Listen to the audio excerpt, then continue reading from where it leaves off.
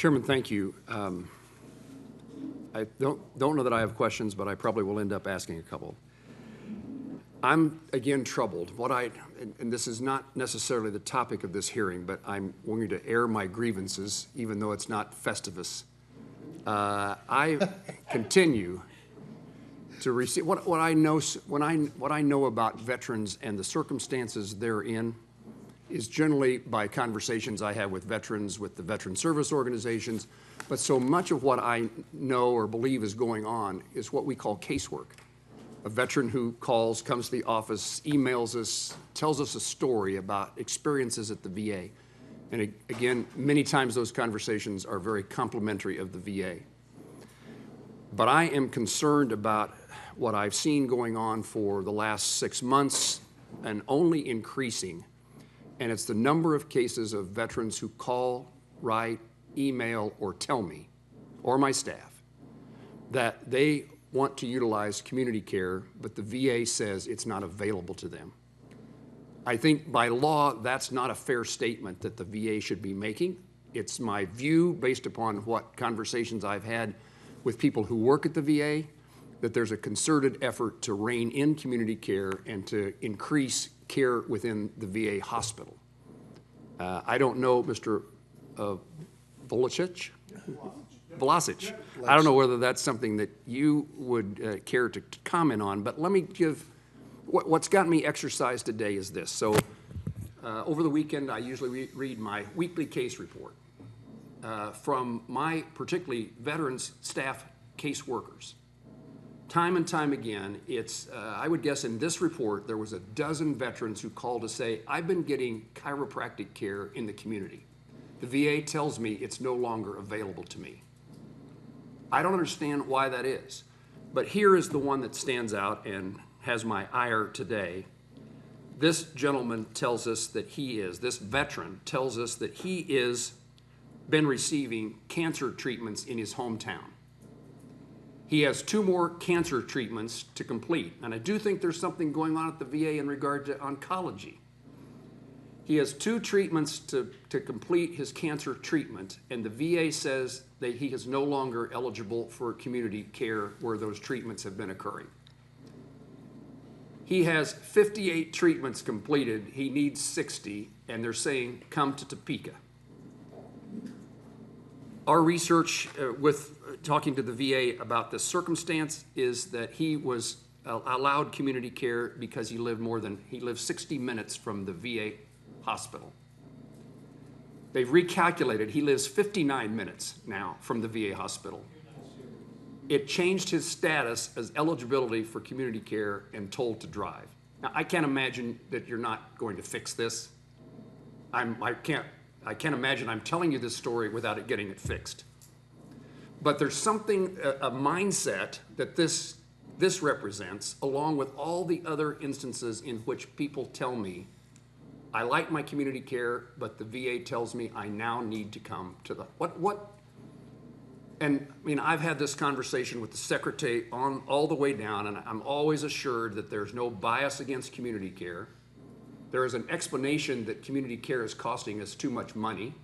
Most of that, in my view, is in the emergency room, of which I'm waiting to see what the plan is to care for emergency care, which generally takes place in the community. So what am I missing here, or what's going on that I ought to be aware of that you're willing to tell me? Maybe that's you, Dr. Caboli. Or, all right. Go ahead. I'll take a first shot at that, and thank you for the airing of grievances, Senator Moran.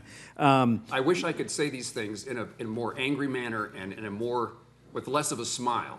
Yeah. Because this is serious stuff in people's lives. It absolutely is. And, you know, the thing about, so the case in general, we'll look back at that specifically, but I think the point about cancer care is really important. So we have a close-to-home program to try to get care closer to the veteran's home, whether it's in their home or in the community, or bringing the drugs to the CBOC. There's always an exception that can be made for, I forget the exact term, best medical interest of the individual or hardship. So going from 61 minutes to 59 minutes makes zero sense to me as a physician that was allowed to be Fallback changed. shouldn't be, oh, your mileage has changed. I don't know whether he moved a mile or it was recalculated, but the fallback would be, but it's in your best interest, and the law allows in your best interest. If you and your provider say it's in your best interest, then we're going to continue. But that wasn't that wasn't what the VA decided. That'd just be the normal thing for someone to say, oh, let's see if we can't find a way to make this work. And instead it was, come here. Yeah, and I know as a physician, and I think my fellow oncologists that do this would say, we would never do that for a patient, and so whatever happened, we'll look into that example, but I think it serves as an important example of why we should be very careful and look at each individual case. I appreciate that. Anything further? Thank you for the question. I would just echo that, but in these instances, a medical center director has the authority to expand that authorization. And so in that case, we would just allow them to continue their treatment because that's the right thing to do for the veteran. Is there something concerted going on in eliminating chiropractic care within the community?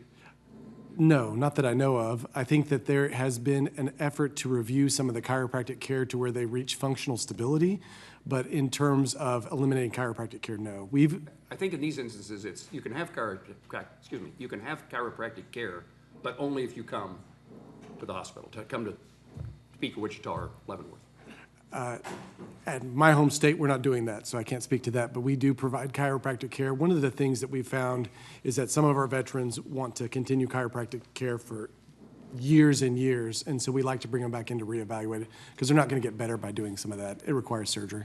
Thank you for allowing me to air my grievances on behalf of Kansas veterans, and I don't know that I'm asking you to do anything.